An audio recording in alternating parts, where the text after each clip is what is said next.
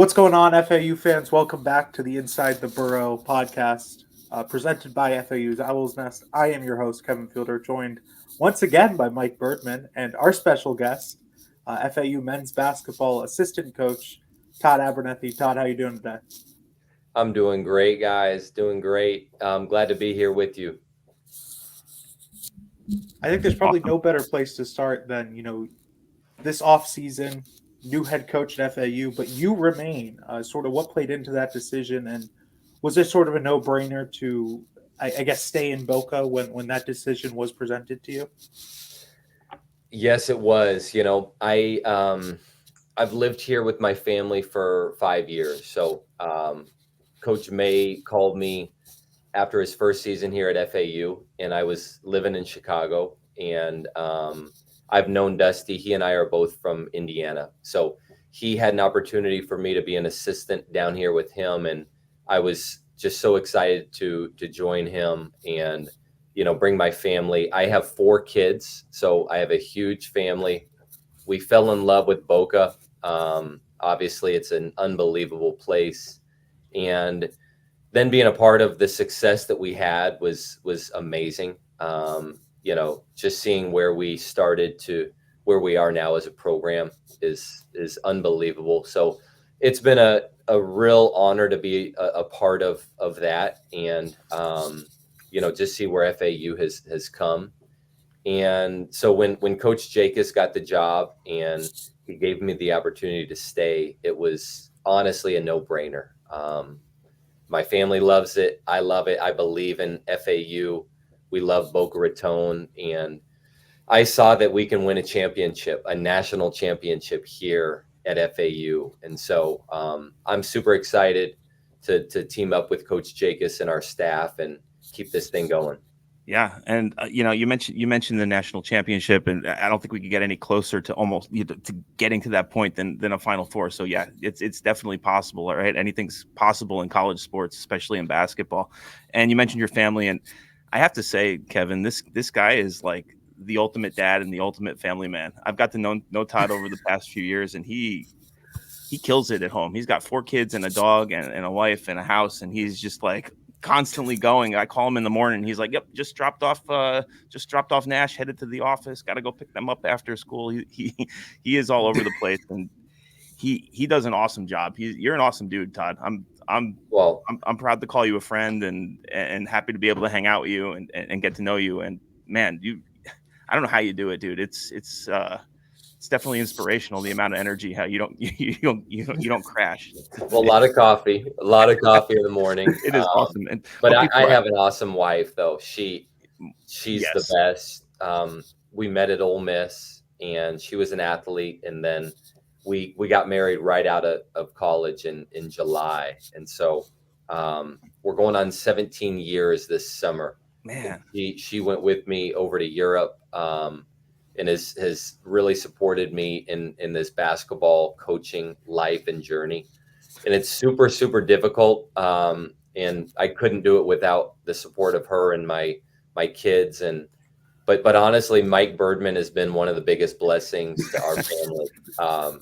He's so generous, and he's a really good connect. He knows everybody just because of his job, his network, his FAU ties. So we bought a house a year ago closer to FAU in East Boca, and it's a fixer-upper, and we're not done yet, but Mike has really, really helped, and I'm super thankful for his friendship and help. Oh, that's awesome, man. Thank you. And, living in East Boca at our level, I guess, everything you can buy or afford is a fixer-upper. So, I'm exactly. I'm in that boat. I'm a little 5 years ahead of you in the East Boca lifestyle. So, but it's coming along. His house is looking really good, man. It's looking really good. He's doing a good job. But, you mentioned your wife was a student athlete. We got a little history on you, though, Todd. We understand that you were a student athlete too at Ole Miss, right? I was. You were actually in the Ole Miss Hall of Fame now. I am. So we Googled you. We Googled you like we do, and we did our research. We found a photo of you playing basketball. Pull that up. There it is. Oh my goodness. Todd. Can we dissect this just for a second here? Yes, we can. Okay. So this is the guy. I see this picture, and when I see this picture, I see the guy that you do not want to play basketball with at all. With or You will against? just get completely schooled. Different styles in the early 2000s, I guess, huh? Yes. Well, first thing is the hair. The soccer hair. Yeah, we call it soccer hair. So the funny thing at Ole Miss, my first 3 years, I played for a coach named Rod Barnes, and he was old school. And so we all had to keep our hair short. We could have no facial hair. He was really strict. And then my senior year, Andy Kennedy came in, and Andy Kennedy is now the coach at UAB. And Great coach, by the way. he's an awesome coach. One of the best I've ever played for and coached with and coached against. He's amazing. But one of our first questions to Coach Kennedy was, what do you care about our hair? Like, do we have to keep our hair cut? And he's like, I don't care.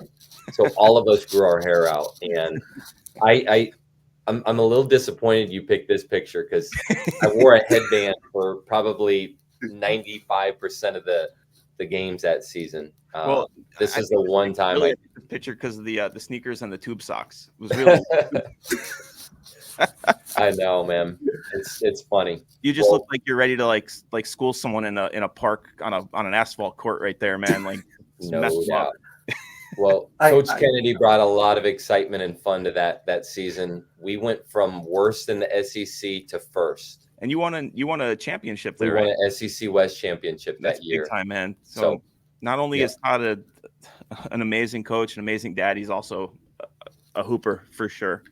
I just have to say my favorite part of this is the very old school baggy jersey, really baggy shorts that go down to the knees. Because I think if you saw a basketball player doing that nowadays, you'd go, did they forget to give you a jersey? Because I don't think I've seen a player wear baggy pants like that in I love it. Legitimately, probably 10 years plus. I mean, I remember it because I'm a lot older than you, Kevin.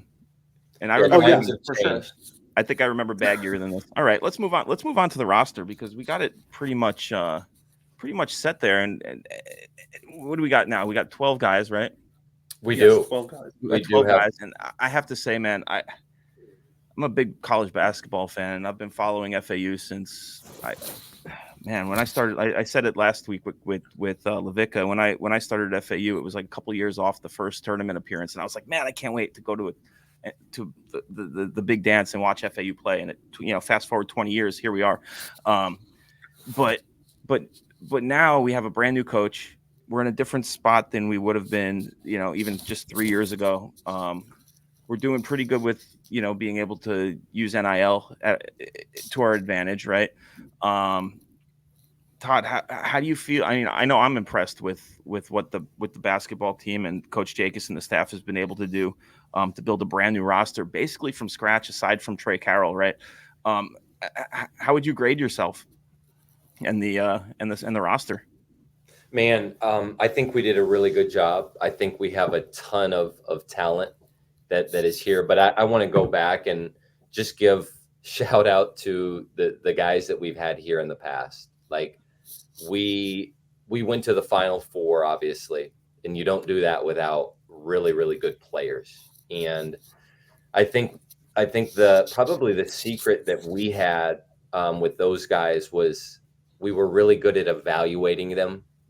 A lot of the guys that we, got from that Final Four team were not highly touted kids, but they were really good. They had a ton of potential, and they had really what it took to be successful, which is they love basketball.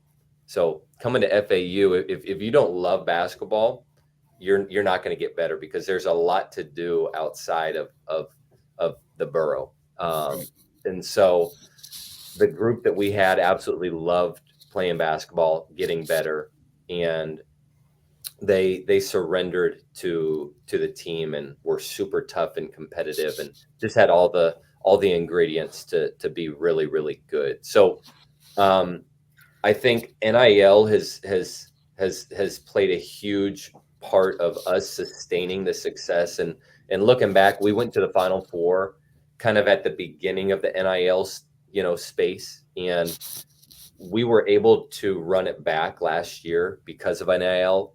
Other guys had a lot of the guys had a ton of opportunities to leave, but because of our NIL opportunities and people stepping up in the community, it allowed the guys to come back. Well, now everybody's moved on. When a coaching change happens, like it did with Dusty leaving, it's very natural for you to have a ton of turnover on a roster. So that was expected. But because of where FAU is now as a basketball brand, plus the NIL, that has allowed us to get players and kind of make our roster really competitive. And I've been in our league. Obviously, we just joined the American last year, so I have a good feel of the American. Obviously, Conference USA, we had a lot of teams that came from Conference USA to the American. So I believe that we are going to be a very competitive team in the American, and we should be able to, compete for a championship right away. And that's the beauty of having a brand like FAU and having the NIL support that we have. And I think it's going to be a pretty seamless transition. That's awesome. The not only is FAU a brand and we have the NIL, we're also like kind of a destination, right? We're a mile and a half from the ocean, right? East Boca. You're in between Fort Lauderdale, Delray, Miami. Yes. A lot of awesome places, and that's got to be a selling point too for these guys, right? Totally. And Coach, he mentioned it in his press conference almost every day. He says we can be Gonzaga on the beach. We're not in the biggest conference, so we're not in a Power 5 conference. We're in a heck of a conference. The American is really, really good. Yeah. But, Gonzaga has had a ton of success and has competed for national championships from, the WCC West Coast Conference. Yeah. So they're in Spokane, Washington, which is not a destination. Not right? Boca. Definitely not Boca. You are totally right. This South Florida, Boca Raton, this area, this community is unbelievable. And just seeing the support around the community reminds me a lot of even when I was at Ole Miss. I played there for 4 years, then I coached there for 4 years. So I spent 8 years at University of Mississippi, where Lane Kiffin is right now. And, everybody loves Ole Miss there, but now I see a lot of similarities to FAU just because of our success and the support of the community. We have palm trees though, so we have palm trees in the ocean, so we're killing it. Exactly. But our guys feel it when they go around town. They're known by people. They do feel love, and I like how you gave a shout out to the guys that really started this for us, and not just them, but the coaching staff. Kyle and those guys that were, and and Drew and Beej and everybody else. They were all part of it, and we wouldn't be able to get these guys that we have now that we're going to talk about in a second if it wasn't for the footwork that Dusty, that staff, and those guys did. Exactly up until last year. So I know Kevin does a really good job like managing and. But he actually has a matrix that he keeps, which is like a roster matrix where Wow. Yeah, I love it. I love it. He's excited. Are you going to pop it up on the screen again? I don't know if we can put it on the screen. My picture or what? Can you, Kevin? Yeah. Give me 1 second. Mike, keep talking, Kevin, and I can pull it up. What it is, it's like a scholarship matrix, and he posts it as it like fills up, and he It's really interesting because he like fills it in with where they are in school as far as like class level and whether he thinks they're going to start and who the backup's going to be and everything else. So maybe we could put that on the screen and just talk about it. I know we have one more. Tracking the eligibility becomes a challenge because of the COVID year, because that still exists, and I can't imagine being a coach having to deal with that. It's almost filtered out all the way though now. I think right, the COVID.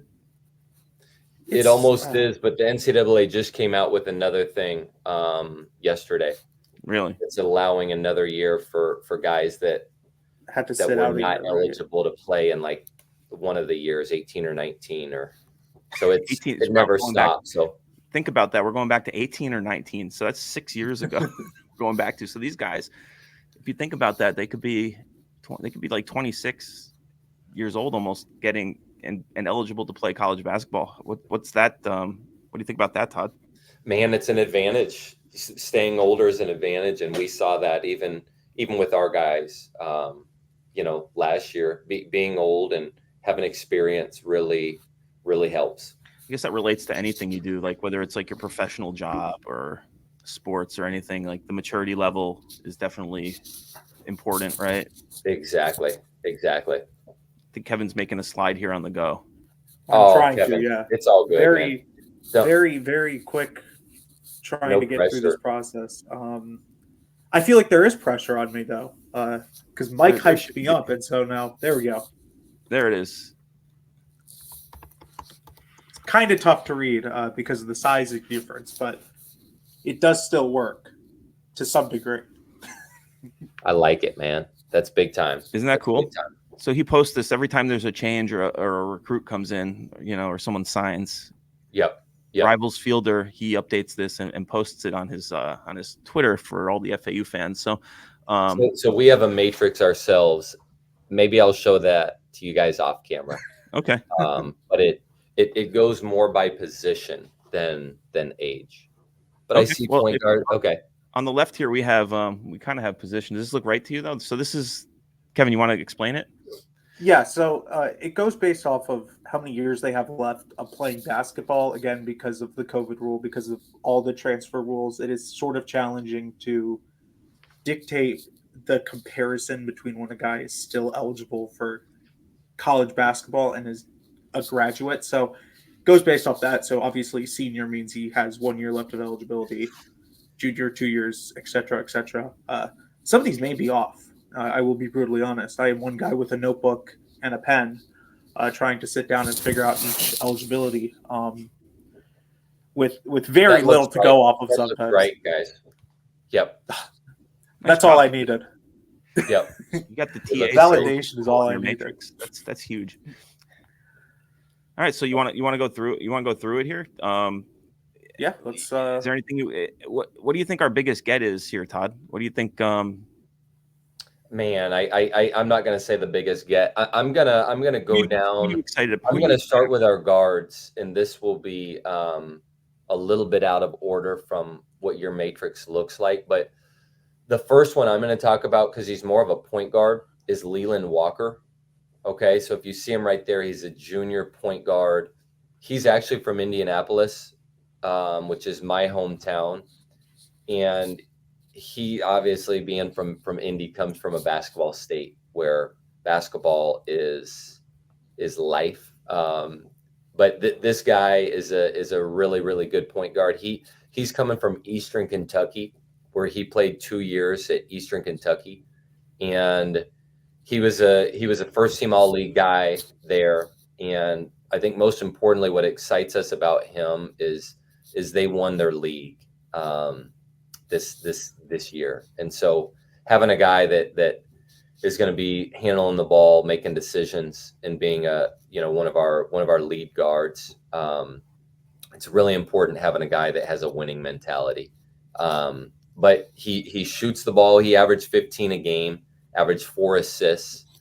And so he's going to be able to play out of the pick and roll and make other people better. He can make good decisions while he's playmaking. Alongside of him, we see Kiki Tandy, who has 1 year of eligibility. He started his career at Xavier, had some injuries, and ended up transferring to Jacksonville State last year. Jacksonville State is in Conference USA now, and he was a first-team all-league guard there, averaged right under 18 a game, and he is an elite shooter. I think that's probably his biggest strength is his shooting ability, his range. He can shoot off of pin down, off the bounce. Like he's a sniper, and he's got good size. He's gonna handle the ball with Leland a ton. But there are a lot of teams. So Xavier's one example. So Xavier is a really good basketball program. They're in the Big East. They have targeted Conference USA guards for the past couple of years, and it started with Soli Boom, who came from UTEP. Soli Boom went to to Xavier and was an all-league guy, averaged over 15 a game. Last year, they had Olivari from Rice. They had McKnight from Western Kentucky, 2 other guards from Conference USA. Those guys weren't even, I don't think, first-team all-league in Conference USA. They had an immediate impact on the Big East. So we saw Kiki Tandy average 18 in Conference USA. He was first-team all-league. We know that what he can do is going to translate right away to FAU basketball. So we're excited about those 2 guys. The other guy that you see right there, Nicolo Moretti. Nico is from Italy. He is he's probably 6'2", I would say. He's unbelievable in the pick and roll. He's a transfer from Illinois. So he spent a year at DME Academy up in Daytona State. But then he also played with the NBA Academy in high school in Australia. So he's been all over the world playing basketball. Awesome experience. And he did not have a huge, career at Illinois. But I think one thing that makes us good at FAU and has made us great in the past is evaluating guys, especially high major transfers. Every high major transfer we've had here comes in and has success right away. So think about BJ Greenlee. BJ averaged maybe 1 a game at Minnesota, comes here and helps us go to a Final Four. Vlad Golden doesn't play at Texas Tech. He leaves as the best big in our league. Jalen Gaffney, UConn to FAU, immediate success. He was a huge part of what we did. So we think Moretti is going to be another one of our guards that's going to be able to make an impact right away. I'm gonna add a couple of the other guards we signed. Max Langenfeld he's actually older, so he only has 3 years of eligibility. So you're going to slide him probably over to that sophomore spot, Kevin. Max, we'll have to move that after this. Max is a 6'6" guard that averages 23 points a game in Pro B Germany. He plays for a really good club called Ulm, which they won the German BBL, which is a really, really good league last year. And he plays with their main team, but primarily the bigger role he has is with their second team. And so he averages 23 a game. He can not only shoot the heck out of the ball, but he's a really good finisher, and he's 6'6" and plays point guard, plays off the ball as well. So he's going to be very versatile, and he's sneaky athletic, but he has no conscience. So if you remember Marshall Henderson from Ole Miss, who was a shooter that the fans either loved or hated, depending on who you were, he's kind of got the Marshall Henderson mentality as far as shooting and forgetting if he misses 10 in a row, he'll keep shooting. So the other guys we have already in the program is Devin Vanderpool and Jaquel Powell. These guys redshirted last year just because of the depth we had with the upperclassmen, and so they used this past year of just developing, getting stronger, getting adjusted to college basketball. Those 2 are going to end up being really, really good players for us. So I think at the wing, the 3, the 4, we have 2 kids that we signed. Obviously, Baba Miller is the guy that it was just announced a couple days ago. Baba might be the most talented or the guy with the most hype that we've ever signed here. And Baba he participated, he went through the draft process. He's from Spain. And so growing up, he's been kind of a wing his whole life, but he's 6'11" now. So he's huge. And so, a lot of people think, oh, he's a 5-man, but he's really a wing.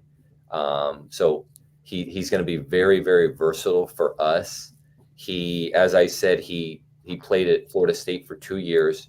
He could have gone anywhere in the country, seriously, but he chose to come here because obviously the NIL played some part of it, and we would have had no chance if the NIL did not make sense for him. But I think more than anything, we're gonna use him in the way that showcases what the NBA wants to see, and we believe he has a real chance of getting drafted when he's finished with us. And so he got invited to the G League Combine, the NBA G League Combine, and played there. And thankfully, he took his name out of the draft, and he's going to be coming to Boca. But what he can do, he's super versatile. 6'11", can dribble it, can put the ball on the floor. He's going to be able to finish in the paint, but he can step out and shoot, and he's going to be a guy that is kind of unlike anybody that FAU fans have seen. So we're super excited about him. And then also Caleb Glenn. Caleb is coming from Louisville. He was a 4-star out of high school. He went to Lalamere his senior year, which is a really, really good school in Indiana, in northern Indiana, in LaPorte. But as you guys know, Louisville had a tough season. And he had a game though last year in league. I think it was at Georgia Tech.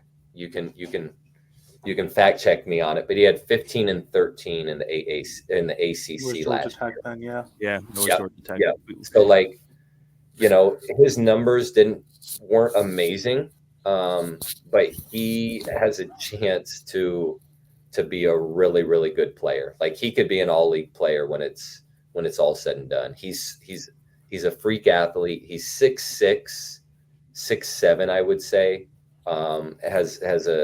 Has a wingspan, but he's a good cutter, offensive rebounder, tough. He didn't shoot it great last year, but he can shoot it, and he's going to continue to develop as a shooter. So we're really excited about Baba and Caleb Glenn. And then we have, obviously, we know Trey Carroll at that four position, power forward position. Trey is awesome, and he helped us win games last year, especially when Rosado got hurt. We threw Trey in there, and I don't think we beat Butler. I don't think we beat Texas A&M. We probably don't win the Orlando ESPN event last year. Trey played a lot Trey played a lot that weekend. That was awesome. Yep, he definitely stepped up when G was down. Yep, for sure. And then G got hurt against UAB at home. That's right. At the beginning of conference, and Trey came in and just had an awesome game. So I call him the weapon. He's really, really talented. But as you guys have seen, he's so excited to stay here at FAU. He takes a lot of pride in being here. He loves it here. Yeah. And so he's gonna be awesome this year. I call him my Publix buddy, because every time I go to Publix, I see Trey Carroll there pushing a cart around. That is so funny. We laugh when we see each other. Cause are you looking to see what he's getting? Hopefully, it's not mostly frozen pizzas. And no, I'm just Come kidding. on, man. You got to get grilled chicken and brown rice. All protein. So then going to our front court, we have the Twin Towers coming from Lithuania. So we signed in the early signing period, we signed Mantas Kočianas, who is from Lithuania. I went over and watched him play in the under-18 championships last summer in Serbia, and love this kid. He reminded me of Carlos Schillinch, who actually I recruited when I was at Ole Miss. He was with me at Ole Miss. He got injured, and then he transferred and finished up here. And he's now playing in Germany, and he's a really, really good big, 6'11". So Montas reminded me of Carlos, and he comes from one of the best clubs in Europe called Žalgiris, and it's a Lithuanian club in Kaunas, Lithuania. They play in the Euro League, And Lithuania is kind of like Indiana, is where basketball is like so important to the whole country. And so they just have unbelievable coaches and training. So we have Mantas, and then we just signed a guy from his same club. His name is Matas Vokietaitis. So that's a mouthful. So we got Matas and Mantas. And so, Mike, what are you thinking about nicknames for these guys? I don't know, man. It's I we got to come up with something. I guess we got to watch Kevin, him what play. do you Got to think? watch him play first, I guess. I don't know. I just figured out how to say Matas's last name right now Well, let's because I hear it. sat here. Vokietitis, is that right? There or it is it is. completely There it off? is. I'm good at It this. sounds like something you need a medication for. We can call them the M&M boys. Okay, so I don't know. We'll Twin think Towers, we'll think of something better than Club that. Lit. Club Lit was one that I've heard. What was that? Club Club Lit Lit. I kind of like for that. Lithuania. Club Lith. Oh, I like that. Right. Club Lit. But They're so, from so Indy. Matas. So Zalgiris has their first team that plays in the EuroLeague. They have Zalgiris 2, which plays in the second league, and then Zalgiris 3. So Mantas, who we signed early, plays on Zalgiris 3. Matas, who we just signed, plays on Zalgiris 2, and he's older, so he's actually been in a university as a freshman this past year in Lithuania, so he'll have 3 to play. You got to move him over, Kevin. I do. You got to move him over, man. You got to move him over one. But Matas, he played last year. He played behind a guy named Krivas, who is now at Arizona. And so we played against Krivas. I scouted him. And Krivas is going to have a monster year because he played behind Omar Balu, who was one of the best bigs in the country, who's now Arizona, right? Yep, he was at Arizona. Now he's going to IU. His backup this year was Krivas. His last name is Krivas, and he's like 7'2", really long, athletic. And so Matas backed him up last year. And so when Krivas left and went to Arizona, Matas was the starting 5 for Zalgiris 2 and just took off. And his numbers are very similar to what Krivas's were when he was at Zalgiris 2. So he averaged like 12 and 8 this past year. I kind of compare him to like a Vlad. So like Matas is more like Vlad. Mantas is more like Carlos, I would say.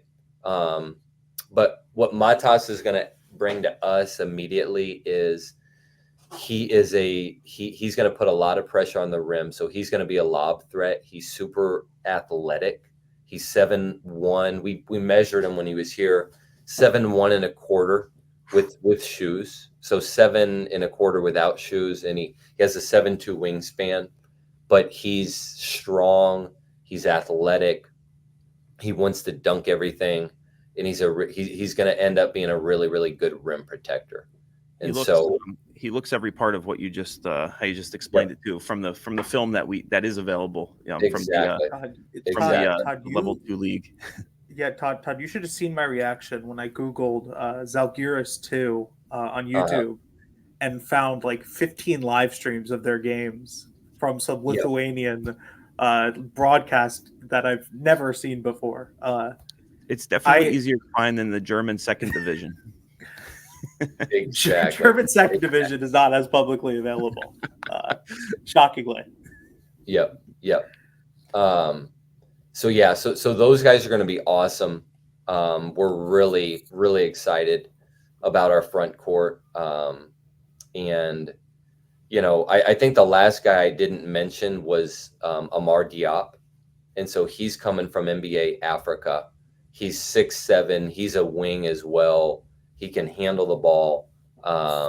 So rounding it out, I think we have everything that we need to compete for a championship right away. And as I mentioned earlier, none of this could have happened without everything that our previous players and staff have done, and the brand that FAU basketball is now, it was a lot easier getting players to come to FAU because of the brand, but also the NIL. That is, just can't say enough about how thankful we are for the support financially.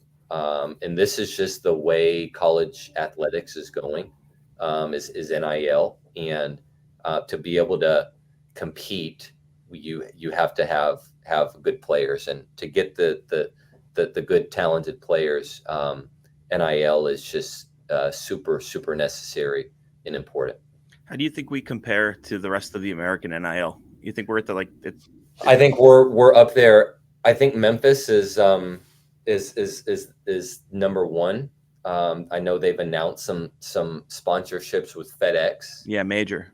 Exactly. So I would say they are up there, but we might be right behind them. That's great. And shout out to the Boca Raton community, right? The fans, everybody around the country who kind of bought into FAU and sees the potential here at the university, all the alumni. Shout out to my wife, Katie, for pushing all the alumni and the excitement to everybody who graduates from FAU and keeping that going. And everybody else who's donated to the NIL, to athletics, to the 1.8 Club, Paradise Club. These are all the things that we need to be successful, right? At every level. NIL, I think right now, to continue that success is the most important. Yep. I totally agree. I do want to ask about Baba, because I think he was sort of the most recent acquired player. And, I'd sort of written something that he is probably one of the more versatile players in the country, because he started as a guard, I think in his youth career, and then hit that really late growth spurt to become more of a wing /5/ I guess whatever he is now, right? Like, I think he's a very weird sort of player in the sense that he can play so many different spots. Is that sort of a coach's dream, to know that you have a guy who, can play the 5, can put the ball on the floor and create? Because I think that he did that a lot in, the U19 sort of FIBA World Cup with Spain. So is that sort of a coach's dream, to know that you can have a guy who, I guess can play so many different roles and play them all so comfortably because of his past experiences? Yes, it is. It's a dream, because the reality is, coaches look a lot better when they have really good players, and so we want to kind of get out of the way, but we're going to put Baba in the best position for our team to be successful. And so having him be able to be versatile and play all over the floor is going to be just a major advantage to us. And Coach Jacobs has a long history of playing with international guys. He was actually a head coach over in Europe before he went to Baylor, and he had to stop because of family medical issues with his son, and so that's what caused him to even get into college basketball in the first place. So Coach has a love. I have a love, because I played in Europe for 6 years professionally. And so the European style, even FAU, if you look at us the past 5 years, 6 years with Dusty loves European basketball, and it's all about ball movement and playing as a team and having the right spacing and really teaching players how to play basketball. I think that's what separated FAU from a lot of teams in the country, is we knew how to play. And that's what our teams are going to look like with Baba, with the international guys, even with the all of our other players that know how to play.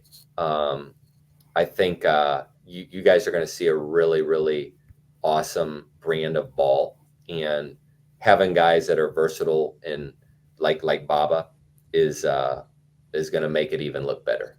Awesome, man.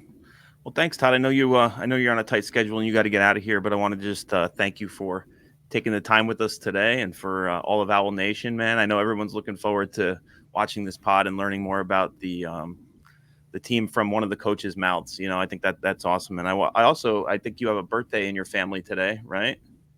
I have a birthday party. Happy birthday, for Ruthie, right? my oldest turns 14 Unbelievable, dude. next week. But Well, happy birthday to her.